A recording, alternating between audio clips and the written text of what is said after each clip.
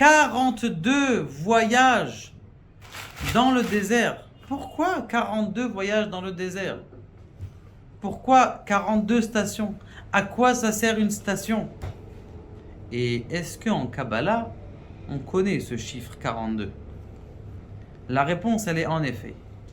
Tous les matins, tous les soirs, lorsque nous faisons le Kriyat Shema à la Mita, et tous les matins, pour ceux qui viennent plutôt à la Tfila, eh bien, on parle du Shem Mem Bet. Le Shem Mem Bet, le nom qui a 42 lettres. Vous le connaissez tous. Rabbi Nehunia ben Hakana. Il a inscrit sur ce Shem Mem Bet, il l'a transformé en prière. Ana bechoach, gedulat yeminecha, tatir tserua. Ça, à la base, c'est des Shemot HaKodesh purs. Aleph, Bet, Gimel, Yud, Tzad, Tav, Tzadik. Maintenant, Rabbi Nehunia ben Hakana, il est venu, il a dit bon, au lieu de faire que un Shem Kadosh et de penser que le Shem Kadosh, je vais le transformer en prière. Ana bechoach, gedulat yeminecha. S'il te plaît, Akadosh Baruch Hu, par la force de ta miséricorde, Tatir Tserura, sauve-nous, verroulé, verroulé. C'est pas ici la Nekuda. Maintenant, combien il y a de lettres dans ces versets-là? A priori, il y a 6 dans le premier, Baruch Shem Kevod Malchuto Leolam Vaed, et 7, ça veut dire que on a 42 lettres. Maintenant, dans ces 42 lettres, là, ça fait référence le Sha'ar, et comment on appelle ça? Sha'ar à mitzvot, le Sha'ar du Harizal, qui mentionne dans la Tfila, qu'est-ce que ça veut dire ce Ana Bechoach Gedulat Yeminecha? Il dit que ça fait référence aux anges, que ces anges, ils ont 6 ailes. À quoi servent ces 6 ailes? 2 des ailes, Yechase Panav, ils couvrent leur visage.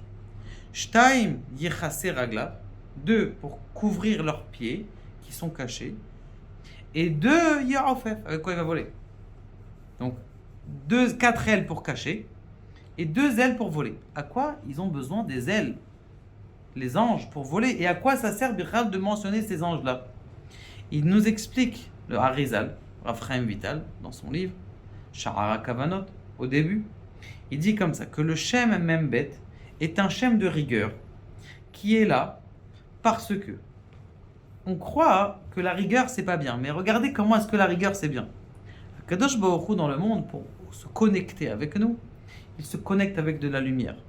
Cette lumière, elle descend dans le monde, mais comme vous le savez, n'importe quelle lumière, elle aspire à revenir à son makor, à revenir à son essence. Comme vous allumez une bougie, vers où elle va la bougie? Elle ne va pas vers le bas. Elle veut aller sortir vers le haut. Elle veut s'envoler. Donc pourquoi? Parce que le feu, il veut revenir à son... Maintenant, quelle est la chose qui va retenir ce feu, la lumière de Dieu vers nous? Eh bien, c'est cette rigueur-là. Gevura, valeur numérique de Ira, la crainte. Rigueur, qui est même valeur numérique que crainte. Gevura et Ira.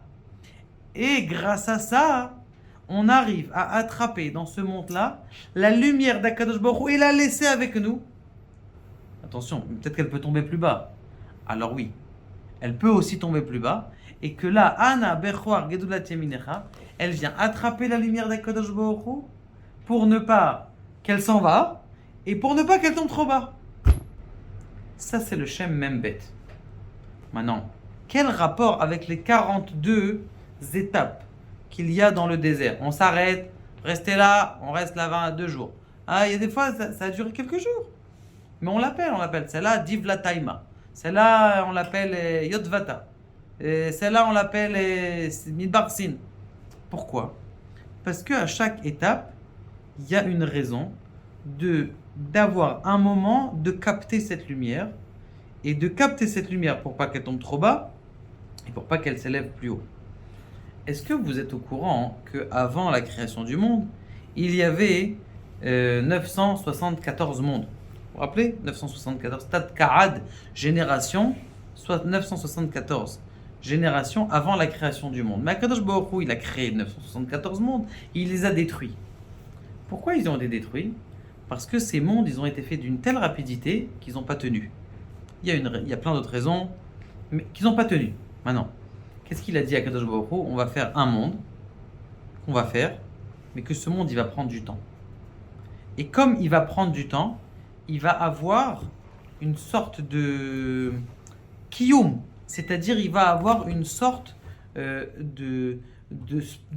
d'espace, de chanaya, de place dans le monde. Une fois qu'il a une place dans le monde, eh bien, ce qui va se passer, c'est qu'il va tenir. Et c'est ça, c'est même Bet Massaot. Ainsi que toutes les petites Massaot qu'on va tous les jours. Vous allez au travail, vous revenez, vous croyez que c'était stable, vous avez oublié, vous êtes obligé de retourner à la maison. Ça aussi, c'est un Massa. Il y a des nids que tu n'as pas encore rattrapé. T'attends 2 heures devant la porte, ta femme, elle ne veut pas t'ouvrir et elle a laissé les portes à minuit derrière derrière la porte, elle ne veut pas t'ouvrir. C'est quoi? Il y a des nids devant la porte, tu ne les as pas encore ramassés. Combien d'histoires comme ça? Vous avez appuyé sur l'ascenseur, vous êtes monté au 4e étage, vous êtes monté au 2e étage. Ça sert à quoi ça? C'est le même endroit de nidsot. Là aussi, tu dois rester dans l'ascenseur. Il y a à des endroits fixes, des nidsot au fur et à mesure qu'on doit rattraper, qu'on doit élever, qu'on doit garder, qu'on doit rester à un bon niveau. Et ça, c'est ces anges-là qui ont des pieds, qui ne servent à rien puisqu'ils volent, qui cachent leur visage, qui sont des ailes, qui servent à rien puisqu'ils se cachent le visage, puisqu'on ne voit pas leur visage. Il y a qui volent. Donc ça veut dire, tu peux rester en... Vous savez que l'abeille, comment est-ce qu'elle tient? Par seconde, elle fait des milliers de battements d'ailes. Et tu as l'air de voir qu'elle tient comme ça, à droite, elle est... Mais elle bat en vérité. La même chose, tu as l'air de ne pas bouger. Mais en vérité, il y a plein de choses qui se passent. On est en train de te juger en plein milieu. On est en train de dire celui-là, tiens, il fait bien. Là, en ce moment, il est en train de te juger. Bon, tiens, on va le tuer tout de suite. Non, non, il y a Midatara. Il y a toute la journée on se fait juger toutes les 3 secondes. Et ça tient. Ça, c'est les 42 secrets de la Kabbalah qui sont marqués dans Parashat Masai. Et les 42 parties de notre corps qui sont là et que notre passage dans ce monde-là qui fait attention et qui fait nous arriver au tikkun, à la réparation de notre monde et de notre but. Baruch Adonai, l'olam et l'amen.